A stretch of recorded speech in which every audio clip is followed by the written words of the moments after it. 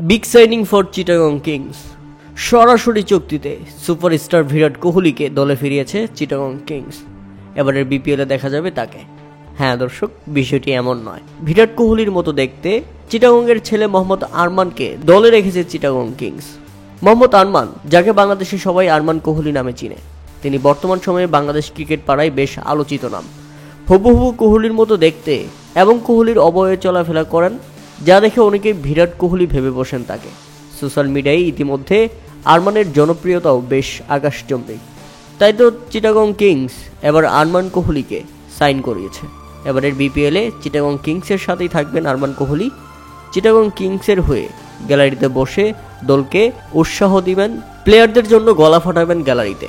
প্রিয় দর্শক, চিটাগংয়ের ছেলে আরমান কোহলিকে নিয়ে চিটাগং কিংসের এই উদ্যোগ আপনাদের কাছে কেমন লেগেছে তা অবশ্যই আমাদের কমেন্ট করে জানাবেন। তবে তাকে দেখতে কিন্তু হুবহু কোহলির মতোই দেখা যায়।